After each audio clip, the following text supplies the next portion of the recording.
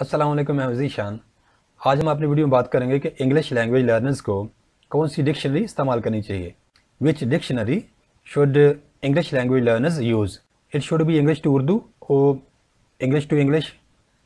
Which dictionary is going to be more beneficial for English language learners? Let's start the video. आप में से जिन लोगों ने अभी तक मेरे चैनल को सब्सक्राइब नहीं किया, मेरी उनसे रिक्वेस्ट है कि मेरे चैनल को सब्सक्राइब कर लें ताकि आने वाली वीडियोज़ के नोटिफिकेशन उनको बर वक्त मिल सकें। शुक्रिया। इंग्लिश लैंग्वेज लर्नर्स को हमेशा इंग्लिश टू इंग्लिश डिक्शनरी इस्तेमाल करनी चाहिए।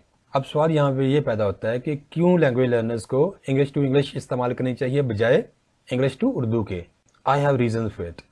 अगर मैं कह रहा हूँ कि इंग्लिश टू इंग्लिश इस्तेमाल करनी चाहिए तो मेरे पास इसकी सॉलिड रीजंस हैं। तो आए इन रीजंस को स्टडी करते हैं।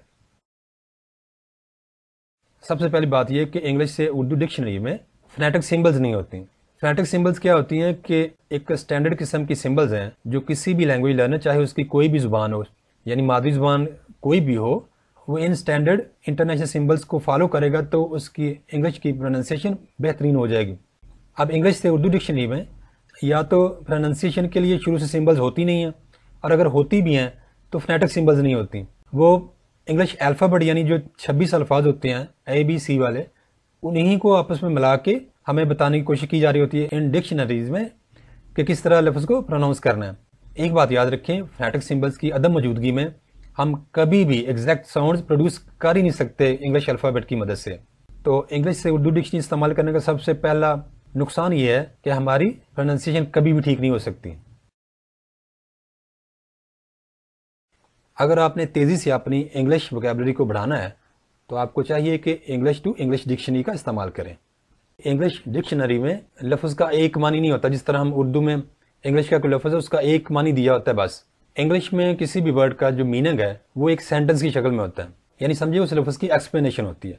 असल में हम मीनिंग एक लफ्ज़ का देखना चाह रहे होते हैं, लेकिन जब हम सेंटेंस पढ़ते हैं तो एक्चुअली हमें काफ़ी ज़्यादा अल्फाज का मीनिंग का पता चल जाता है।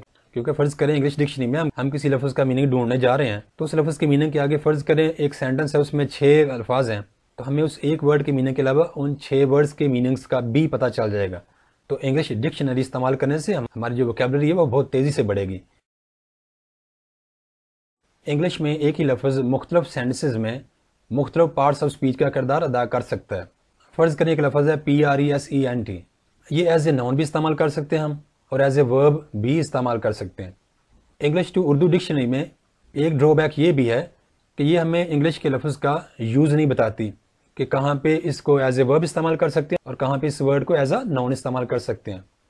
अगर हम किसी भी अच्छी इंग्लिश टू इंग्लिश डिक्शनरी का इस्तेमाल करेंगे तो उसमें हमारे लिए एग्जाम्पल सेंटेंसेस होते हैं। इन एग्जाम्पल्स में हमें इंग्लिश वर्ड्स के यूसेज का पता चल जाता है।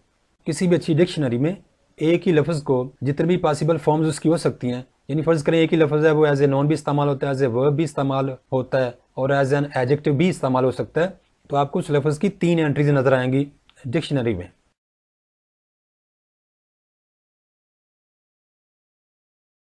एक सवाल हमारे जहनों में ये आ सकता है कि इंग्लिश टू इंग्लिश डिक्शनरी किस स्टेज से मुतारिफ करवाई जानी चाहिए। जब भी कोई बच्चा इंग्लिश लैंग्वेज सीखना शुरू करता है तभी से इसका इंट्रोडक्शन होना बहुत ज़्यादा ज़रूरी है। बल्कि मेरा तो मशवरा ये है कि इंग्लिश टू उर्दू डिक्शनरी के पास भी ना जाने दिया जाए बच्चे को, अगर आपने बच्चे की इंग्लिश लैंग्वेज को इम्प्रूव करना है तो। हमेशा याद रखिए कि किसी भी एजुकेशनल सिस्टम में टीचर्स को रीढ़ की हड्डी की अहमियत हासिल है। Teachers are models for the students. English language की बात की जाए तो इंग्लिश के जो टीचर्स हैं जो इंग्लिश पढ़ा रहे हैं स्कूलों में बच्चों को, उनकी प्रोनाउंसिएशन ज़बरदस्त होनी चाहिए। यहाँ पे प्रॉब्लम क्या है कि हमारे टीचर्स भी इंग्लिश टू उर्दू डिक्शनरी से पीछे नहीं हटते। मेरे मुशाहदे में जहाँ तक बात आई है, हमारे यहाँ पे इंग्लिश टीचर्स मेजॉरिटी उनमें से अभी भी इंग्लिश टू उर्दू डिक्शनरी का इस्तेमाल करती हैं। इन डिक्शनरीज का इस्तेमाल करना ना तो टीचर्स के लिए बेनिफिशियल है, ना ही उन बच्चों के लिए जिनको वो टीचर्स पढ़ा रहे हैं। In my humble opinion it is high time for us to start using English to English dictionaries instead of using English to Urdu dictionaries. मुझे उम्मीद है कि मेरे इस वीडियो को देखने के बाद बहुत सारे इंग्लिश टीचर्स और स्टूडेंट्स इंग्लिश उर्दू डिक्शनरी की बजाय इंग्लिश टू इंग्लिश डिक्शनरीज पर आ जाएंगे।